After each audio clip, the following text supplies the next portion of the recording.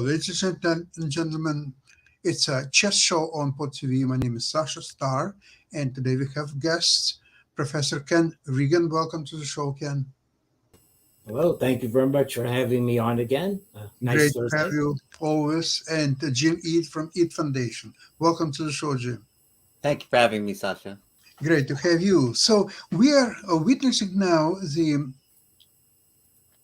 essentially a new chess reality is coming upon us. It's when the high class tournaments are almost daily on our computer screens, TV screens, any other screens, and we are enjoying free of charge top tournaments with top commentators, and this is amazing because I remember in old days when you have to travel somewhere to witness top tournaments or world championship matches. Right now, it's all coming to your living room and it's on your screen. Yeah. Jim, what's your experience about this? It's amazing. I remember back in the 90s when Kasparov and Karpov were playing, you could log on to AOL that time, and you got charged per minute to watch the games. So we've come a long way, baby. Ken, what's your experience? So my experience, going back even 10 years. So I remember playing in a Goichberg tournament while Nixich, the tournament there, was going on, where Kasparov had his, one of his early amazing results. And so there were bulletins. So Goichberg or one of his staff would just write, here's what happened in this round. Kasparov won going away. So just, paste these little notes up during the games that you see. No internet at that point. Right. Mind you, it was 10 years after the PBS broadcast of the World Championship match, but that was it. Whereas now we have a summer where Mark Crowther at the Weekend Chess said, I'm going over 10,000 games, which is, even if you subtract out the fact that he now covers Title Tuesdays, and that's 4,000, that's still a bumper crop, even by his standards of 5 or so years ago. Yes. So that, it's been a very dense packed chess summer. Emil Sutovsky has hailed it on the FIDE Twitter channel. So good to see chess rebounding with a vengeance out of the pandemic. And it is just fun to watch. I must say, I've been busy enough that I've not followed the broadcasts. I mean, I was meeting with someone from China this morning, and then just as the last game of today's Rapid finished, so I grabbed the games and put them up. I've come back from a class, so I haven't even parsed them yet. So you would like to show us something? I will show you. Yeah, I will show you a game by the winner against one of the new up-and-coming Indian meteors, Arjun Erigaisi. So this was a powerful display by Maxime Vachier-Lagrave, one of the slightly older generation. I remember when he was the new guys on the block, and we were really following him, because he was the first really strong player from France that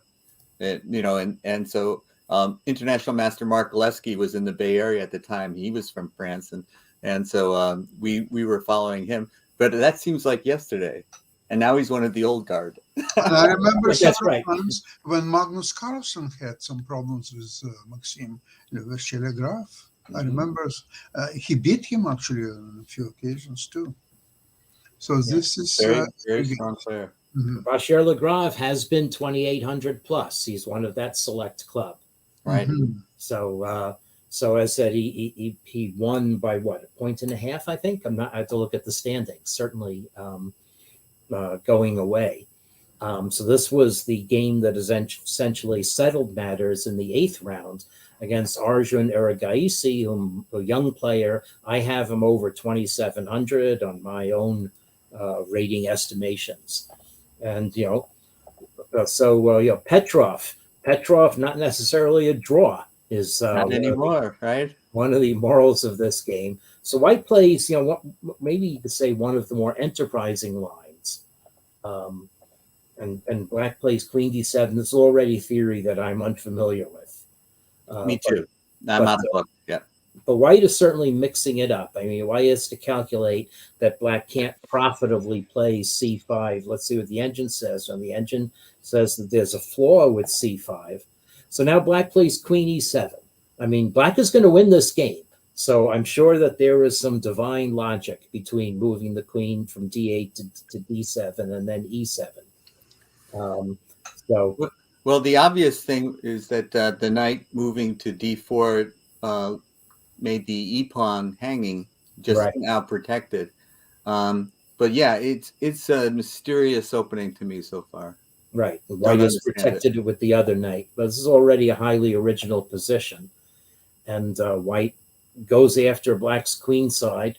Black guards c7 by moving the knight there. I'm sure there's a reason. And it seems to me, I know that you haven't had a chance to look at it, but it seems to me as though white is playing like it's a must win.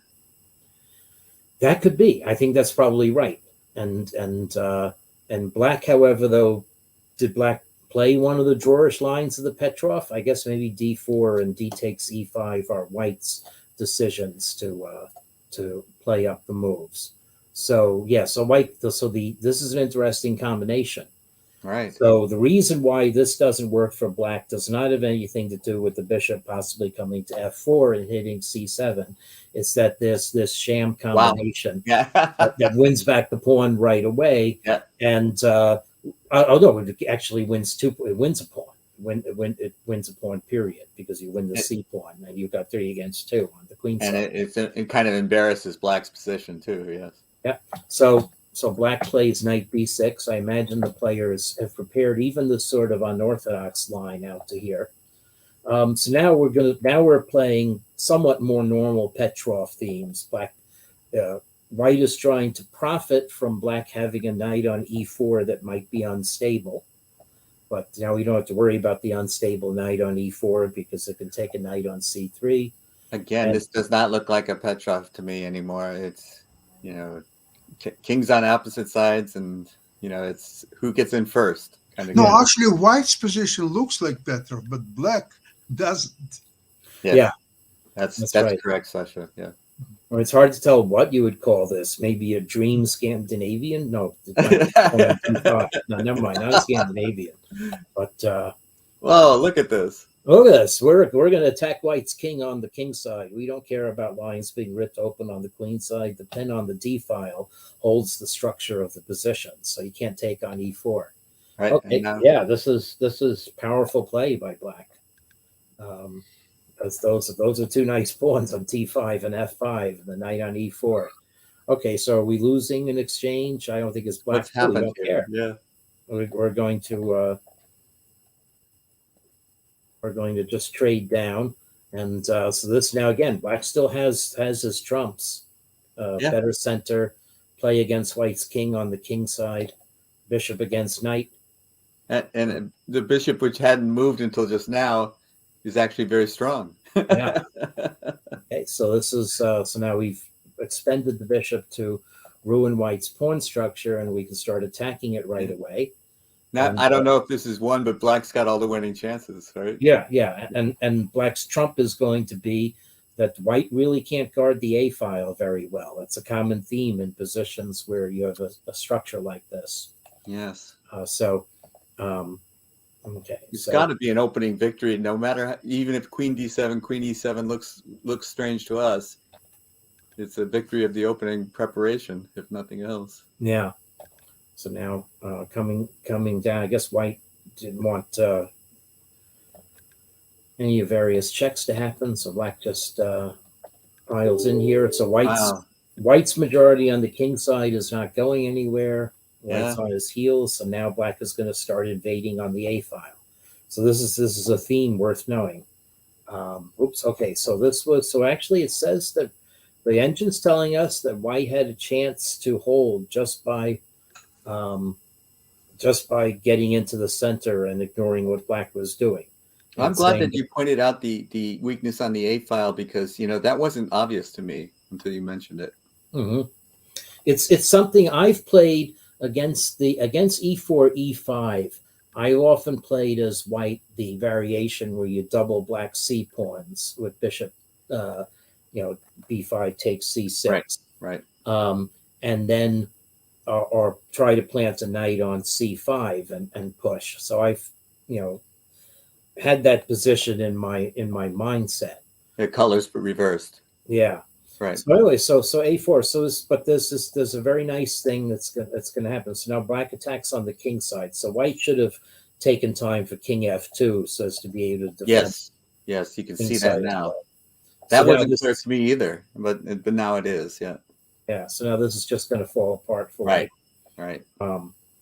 Well, just a matter of how black is able to strike a blow. So white at least gets the rook a little active but is pinned down to guardian the knight that way.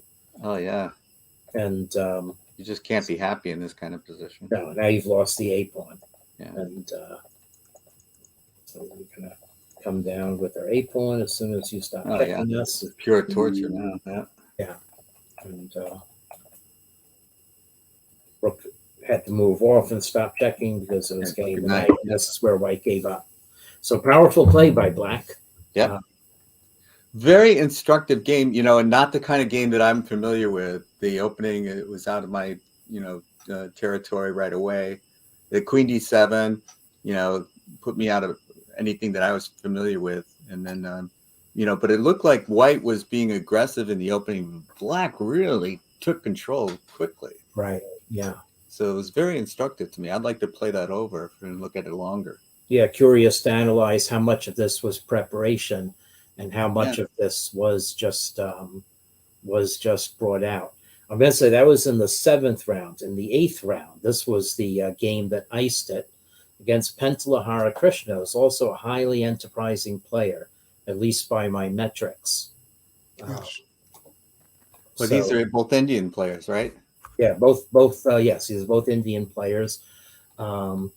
Harakrishna has had success. I think he did well in the Isle of Man Grand Swiss in 2019. So we're going to play play the Berlin, where this sort of game often peters out to a draw because pieces just get exchanged along the e-file. Right. Symmetrical pawn structure. Right. Very important to point out. So the question is, are there ways for white to complicate, to try to push here? And I have to say, maybe I'm not so familiar with the knight c4. No, I guess this is fairly normal way of playing. So let's just see how white is able to create enterprising chances. So white gets the e-file, but black can challenge it, and we're gonna. So white stops trades on the e-file. Okay, so maybe this is a plan. Maybe bringing the knight to e3 forces black back. Well, the engine's always indicating a nagging little edge for white. you can understand that. It's not. Yeah. It's not anything that I would think it would be winning, but it's a little bit of a space advantage. Right, but this is actually the decisive moment. No kidding. Yeah, no kidding. So black should block on e7 with the bishop. That seems like the natural, normal move. Yeah, rook e8 sounds like a completely natural, normal move, but now actually black is not going to be able to defend against f4. Is what the so what it is true. Black does not have sufficient control of the f5 square. Playing f5, that probably gets blown up by g4. Actually, it doesn't. No, actually, it's just not defending. So that's the favorite problem of rook e8 is that f5 is just not defending. So this is a lot of trouble for black right away. Black's going to get rolled. Smokes. Yeah, this position. Actually, bishop b7 Benjamin says that giving up the pawn by f5 is actually the best move, or do some sort of desperado sacrifice. So this is bad news. Not had that quick. Wow. Yeah, but this is so rook f8 is like a double question mark almost. Yeah.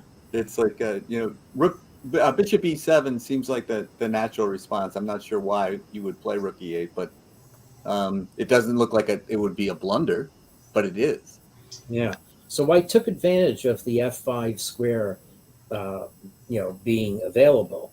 but maybe this move maybe bites on air. So let's see. So black played. So all white Oh, did so he didn't play F4. So this not is, play F4. I see. Oh, okay. So both players missed it. Yes, both players missed it. But now black plays H6. It is noticeable when some fairly natural moves, making luft, are bad. It means that the playing tactics are really helping white. And I should have used my spider sense to say what is white's good move in this position. Of course, it's F4. Yeah. So let's see. So did Vachier-Lagrave play it? No. Vachier-Lagrave played and knocked the bishop back. They're both, both missing it. Yeah, and the move that black should have played was bishop E7 to get rid of the bone in his throat. Right. It seems D6. like clearly once the bishop went to D6, I want to get rid of it, right? Yeah.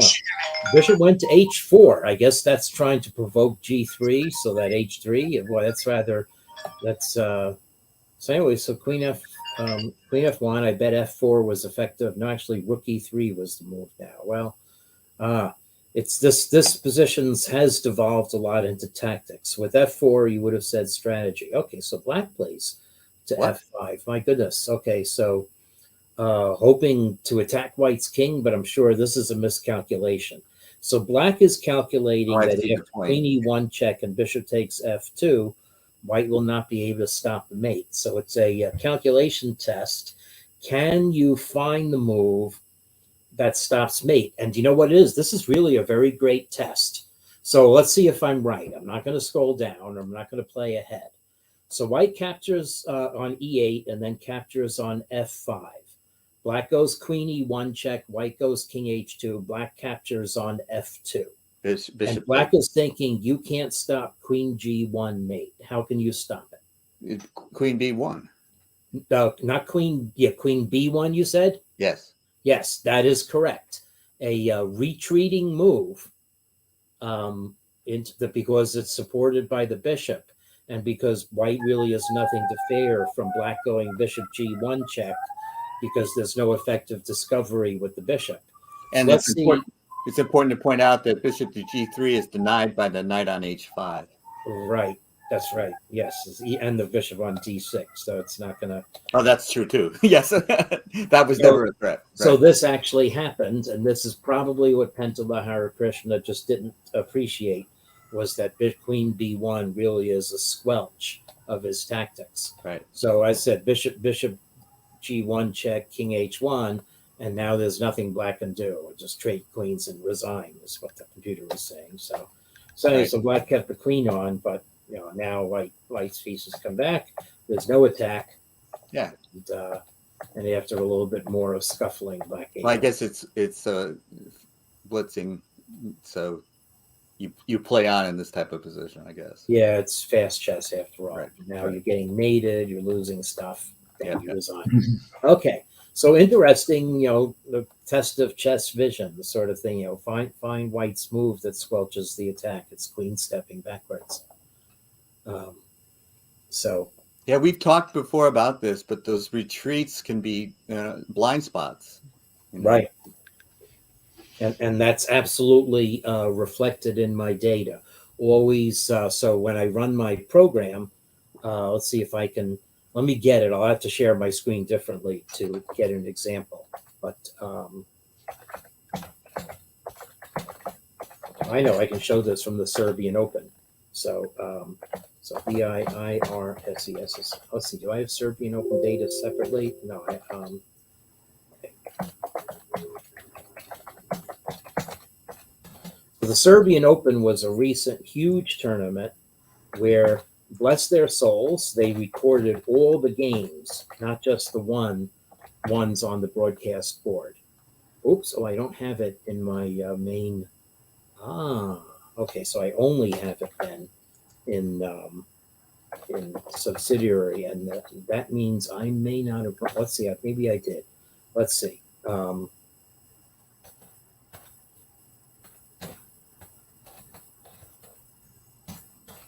Okay, so there I only have the Olympiad. I have to find it. Wait a second. So sorry. That's okay. You can talk about other things while I'm hacking around on my computer. Yeah, and Sasha, you were talking about how chess has changed in that, you know, we could follow these games, but also that it's no longer just the one time control that we're watching. We're watching all sorts of different time controls. And some of and them are, and tournament of different kinds, like round robin, probably is a thing of the past.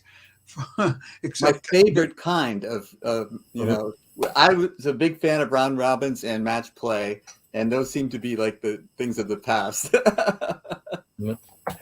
But these types of knockout tournaments, they're wonderfully exciting too. And very so, exciting, yeah. And yeah. match play was very popular in the beginning of 19th or 20th centuries, rather. Yeah.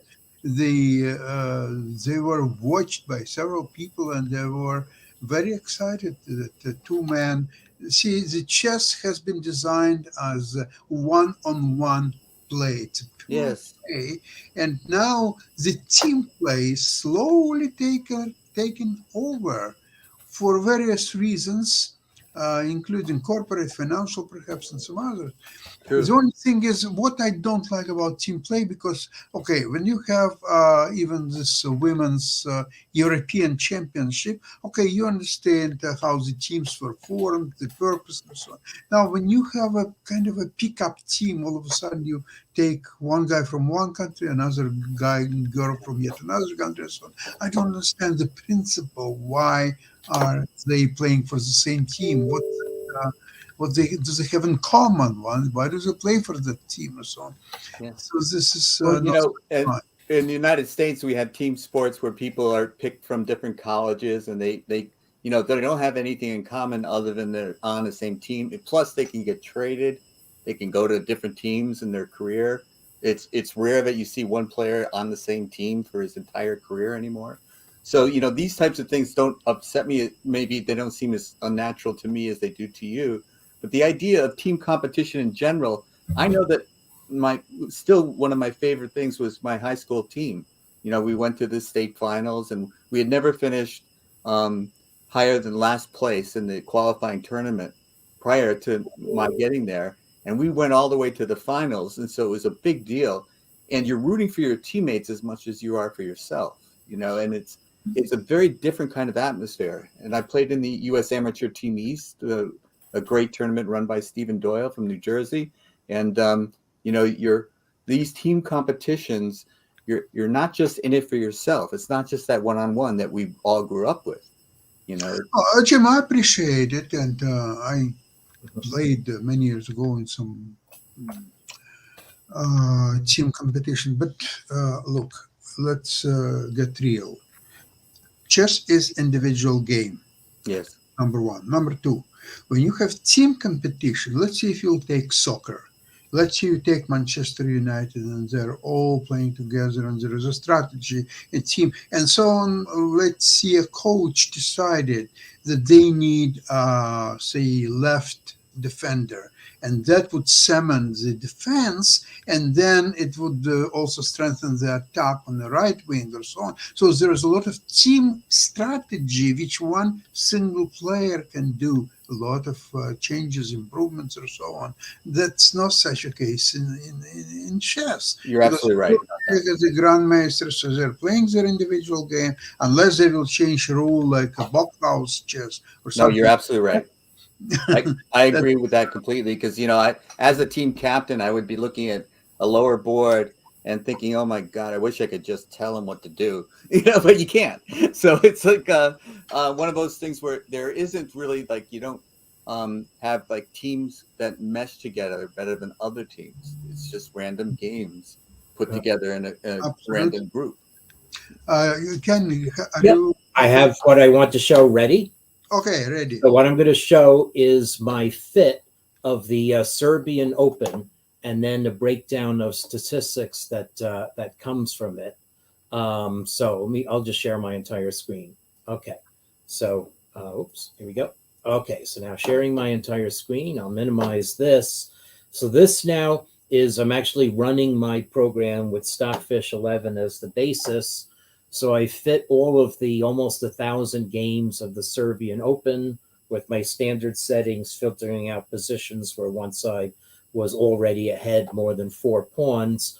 It's not an exact fit. I think there's one little difference, but it's close. Like, fitting that they match 47.50. This is the average center pawn loss over here. So it's a fairly close fit. Now, down here, I have various statistics. So categories of move. And what this is my model is making a projection based on the fit of the players in the Serbian Open. And then you look at their actual performance. And what's important to me, for instance, is that on various categories of errors of the position, or whether one side is ahead or behind, that my scores are fairly close to zero, fairly close to expectation. So this is a well-balanced fit as well. But now I get into other categories, and there are three invariants. So there are three categories where human tendency differs from the projection of my model, even on fits where other categories are close to expectation. So one is that players love to move their knights. Okay, we make many more knight moves. So my model says projecting 21% moves made with the knights, we actually made 24.5. So that's always, I get a high Z score for knights. Another category where I always get a high Z score is capture moves. Computers play longer and they don't chop wood as much when they play each other. Humans like to cause crises and resolve positions quicker than more thoughtful play might project. And this is even when computers are trying to project human play. So this is, but then the other one that shows a classic thing is we like to make advancing moves. So 25 standard deviations in favor of making advancing moves, and good retreating moves are hard to find. And I said, this is not necessarily even projecting whether the best move is a retreating move. It's just that my model is ignorant of the geometry of the chessboard or the identity of the pieces. Is pure and unbiased. So even relative to my model's projection of what you would do if you were just unbiased according to the value, we're almost 19 standard deviations under finding retreating moves. Now, Ken, all of this seems intuitively obvious to me. 2 out of 3 of this seems intuitively obvious to me. The data backing it up is very impressive. But I don't understand. Well, let me say that the knight moves, I can understand, like, people want to capture, they want to simplify positions, that the computers don't care if it's complicated because they're going to do the number crunching. And we've just talked about finding retreating moves is sometimes difficult. So we do press forward rather than consider retreats. I understand that. But why would we be so tempted by knight moves? It's interesting to me. Well, there was one. So I follow Anish Giri on Twitter, and I think he had recently, I'd have to check, something where he's saying your favorite piece for a situation, but not the knight, because obviously everyone likes the knights. So there are, if you just read social media opinions like that. So I'll tell you the history of this. So in 2009, when I was beginning this work, the Hungarian-American computer scientist Mario Szegedy, very famous, was there. We were on Barbados. And he said, I play over games by my compatriot Judith Polgar, and it seems like she really likes to move her knights. So is this, a specialty with her? Can you tell me what the model you're developing? And the next time we met in 2014, I reported it's not just Judith Polgar. Everybody likes to move their knights. That's so if I want to just generate some treat fun, I'll say, think of the movie Equus, which is about fascination with the horses, male as well as female. So well, when I first started playing chess, I was attracted to the Nimzo Indian with pinning the knight on c3. As black, I played either the Winawer, the French, or the McCutcheon, which was pinning the knight on c3. So, I always wanted to eliminate my opponent's knights right from the beginning of playing chess. And I never understood why, but that's what appealed to me. I liked having my knights and my opponent's not having their knights. But everyone was telling me the two bishops are an advantage. Right. And I couldn't get that. I never was able to really straighten that out of my mind. I know the two bishops are an advantage in more positions than the knights are. Yeah, but in order to use knights, you have to move them. Bishops, you can just place them in the corner and let them sit, let them rake. So, but correct. you remember in one of the previous programs, we analyzed a couple of games where there was a two knights advantage instead of bishops. Both games went right after the other. That was the theme of that show. If you remember the third match game of Spassky Fischer, where Fischer had black pieces, and he had a dominating queen and knight against Spassky's queen and bishop, and Spassky was destroyed in very few moves. It was also coming from Nimzowitsch defense. I have actually one club player here in Toronto. He's about master strength. He's playing with the black against d4. He's playing e6, knight f6, e6, knight c3, bishop b4. And even if white has playing knight f3 or e3, he takes on c3 right away. He's not waiting for a3 move. He's taking right away because he developed certain understanding of this position. I wouldn't say that he's a super strong player, obviously. His rating is but still 2250 maybe or so. But he just understand. I think this position he's playing probably 100 points stronger than his rating suggests. He just learned a little bit about it, watched a few games, played a few games. So I think it's all of us should find an opening which suits your I couldn't agree more. Aesthetic taste, that you enjoy playing it and so on. And if you happen to play and enjoy Queen d7 and then Queen e7, nothing wrong with that. Nothing wrong. Just enjoy yourself, and you can pick up some strong Grandmaster scalps. Well, with that, I would like to thank you so much for today's program, and we'll see you same place, same time next week. Fascinating data, Ken. Thank you. Yeah, one point of the data is it was fresh data. I hadn't examined it before. So I'm telling you, I see this regularly. And there is a question of whether I should remove this bias from my model instead of leaving it as a theorem, but I try to keep things simplest. So wonderful. Well done. Thank you. Yep. Okay. See you. Bye-bye, everybody. Bye-bye.